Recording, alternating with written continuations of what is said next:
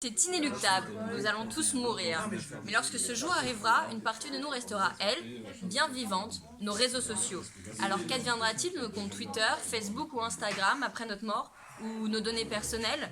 Eh bien c'est à vous, aujourd'hui, de le décider. Sur Facebook, si vous allez dans Paramètres et Gestion du compte, deux possibilités s'ouvrent à vous.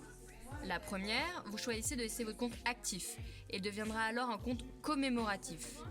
Dans ce cas-là, vous pourrez choisir au préalable un contact légataire qui le gérera. Il pourra écrire des publications depuis votre compte, changer votre photo de profil et de couverture et répondre aux invitations d'amis. Mais il ne pourra pas accéder directement à votre compte et par exemple lire vos messages personnels.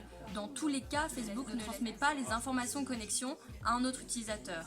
À partir du moment où un compte devient commémoratif, plus personne ne peut y accéder, même quelqu'un en possédant déjà les identifiants. Deuxième possibilité, vous pouvez décider que votre compte soit supprimé une fois que votre décès aura été rapporté.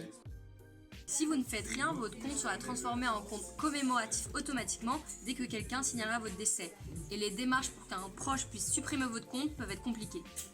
Google aussi vous propose de décider ce qu'il adviendra de vos comptes YouTube, Gmail ou Google Drive par exemple.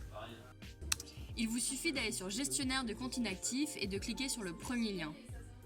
Google se chargera de contacter quelqu'un en cas d'inactivité sur votre compte. Vous pouvez décider du délai au bout duquel vous serez considéré comme inactif et de quelle personne sera contactée et quelles données elle pourra récupérer. Ou alors, vous pouvez tout simplement décider que votre compte soit supprimé. Si vous décédez sans laisser d'instruction, votre famille peut faire la demande de suppression de votre compte auprès de Google. Certaines de vos données peuvent éventuellement leur être restituées.